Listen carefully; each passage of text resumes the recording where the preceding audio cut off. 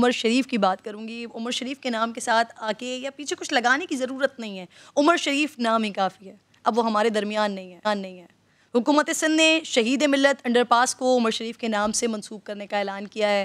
जज़्ज़े खाकी मंगल या बुध तक पाकिस्तान पहुँचने का इम्कान है। अहले खाना की दरख्वास्त पर नमाज जनाजा मुफ्ती तकी उस्मानी साहब पढ़ाएंगे और तदफीन उनकी ख्वाहिश के मुताबिक हज़रत अब्दुल्ला शाह गाज़ी रहमतुल्लाह अलैह के मज़ार के अहाते में होगी।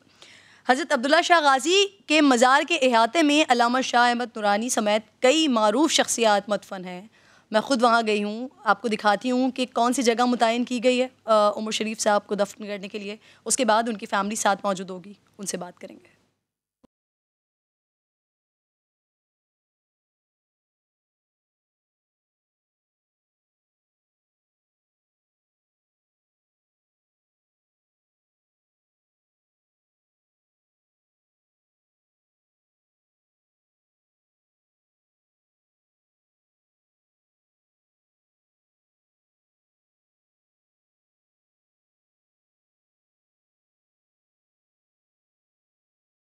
इस मकाम पर मैं खड़ी हुई हूँ नाज़रीन, अब्दुल्ला शाह गाज़ी रहमतुल्लाह अलैह के मज़ार शरीफ के अहाते के अंदर। ये कंपाउंड है, इस कंपाउंड को पहले देख लीजिए।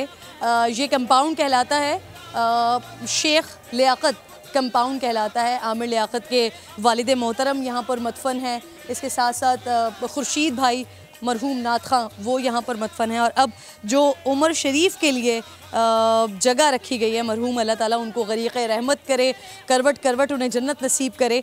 उनका मकाम, उनका जो मदफन है, जो आखिरी आराम गाह है, वो ये मकाम है।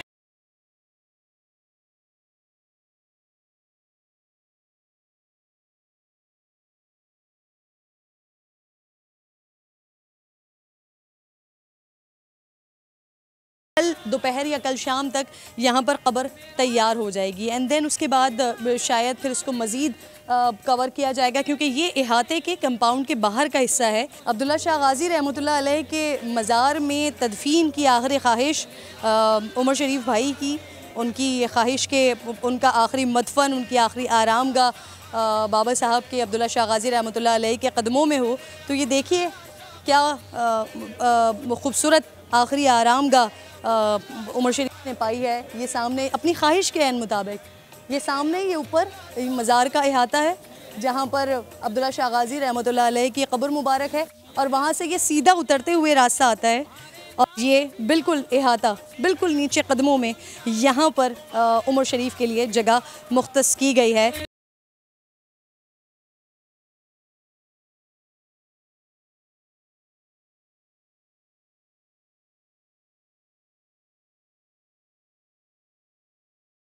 मज़ारों से बड़ी रग़बत रखते थे, मोहब्बत रखते थे, यहाँ पर आके बैठा करते थे।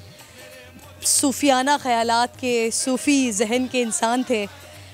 मज़ार शरीफ आया करते थे, जहाँ बैठा करते थे, जिन मजावरों के साथ बैठा करते थे। आइए वहाँ लेकर चलती हूँ। और ये अहाता जिसके अंदर मैं मौजूद हूँ, ये बीबी रशीदा अलमारूफ दादी हुजूर, ये वो अहाता है जहाँ पर उमर भाई बैठा करते थे। उमर भाई की बड़ी खूबसूरत यकीनन यादें यहाँ पर होंगी। जो इस अहाते का खिदमतगार है या जो मजावर है, उनसे बात कर।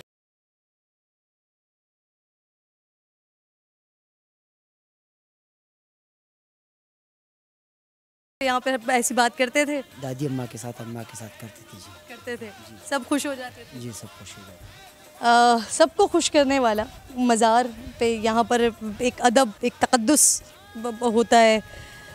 लेकिन यहाँ के जो लोग होते हैं, इनकी अपनी ड्यूटीज़ होती हैं। लेकिन एक ऐसा अपने आप में वली बंदा कि वो जब यहाँ पर आए तो कोई ऐसी बात कर जाए कि लोगों के चेहरों के ऊपर मुस्कुराहटें बिखेर दे। अब सिर्फ़ और सिर्फ यादें ही रहेंगी या फिर उमर भाई की वो बातें ही याद आती रहेंगी जो वो किया करते थे, जो शगुफ़े वो छोड़ा करते थे और लोगों के चेहरों पर स्माइल आ जाया करती थी। लेकिन अब उनकी याद के साथ साथ आँखों में आंसू आ जाया करें। उमर शरीफ के साहबजादे जवाद उमर मुझे ज्वाइन कर चुके हैं। शकील सिद्दीकी मेरे साथ प्रोग्राम में मौजूद हैं। मैं इस वक्त में सबसे पहले आपसे ताज़ियत करती हूँ। जवाद, उमर शरीफ साहब का जज़्ज़े खाकी कब तक लाया जा रहा है? उनकी अब्दुल्ला शाह गाज़ी के साथ के ताल्लुक़ के हवाले से भी ज़रा बताइएगा, मज़ार के साथ।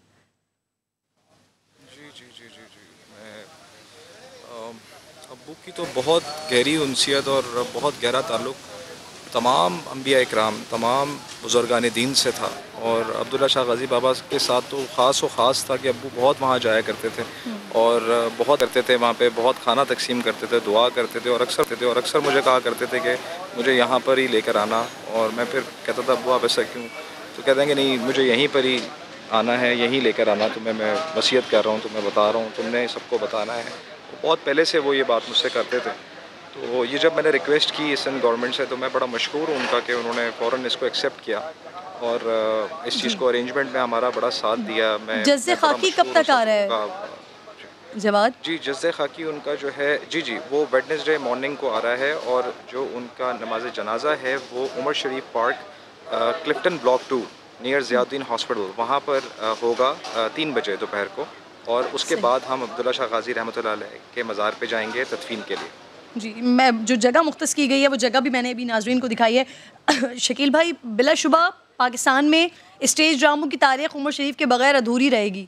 उमर शरीफ वर्सेस उमर शरीफ में वो 400 से ज़ायद बहरूपों में नज़र आए हैं, जो कि एक रिकॉर्ड है।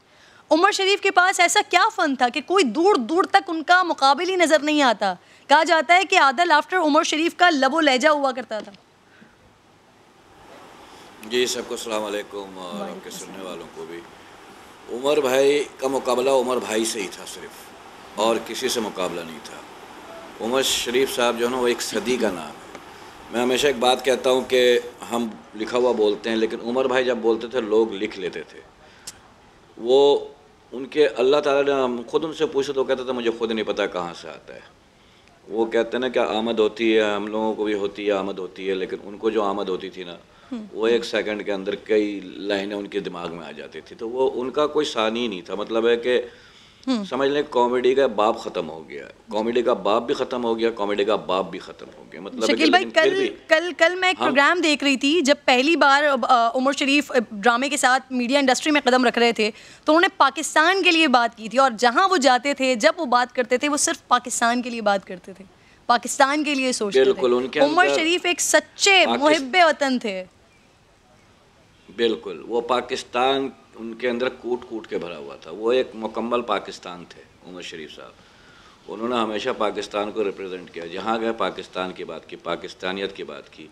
उनकी ख्वाहिश थी, उनकी ख्वाहिश होती थी कि भाई मैं वो दिन देखूं कि सब मिल के रहें और सब मिलजुल के काम करें, मिलजुल के प्यार मोहब्बत से पाकिस्तान में रहें। पाकिस्तान में सारे पाकिस्तानी हैं, कोई ज़ुबानों पे ना लड़े, कोई मज़हब पे ना लड़े, कोई मतलब फ़िरके पे ना लड़े। वो नहीं रहे, लेकिन अल्लाह ताला उनकी इस ख्वाहिश को पूरा करे। जवाद, अब यकीनन एक बेटे से ये सवाल पूछना समझ नहीं आता कि क्या पूछा जाए। एक ऐसी शख्सियत जिसको सारी दुनिया ही याद रखेगी, उसके लिए मैं आपसे पूछना चाहती हूँ कि कोई एक ऐसी बात आपके वालिद की जो आप चाहकर भी कभी नहीं भूल सकते, जो आपसे इजहार करते हो या सिर्फ आपके लिए हो?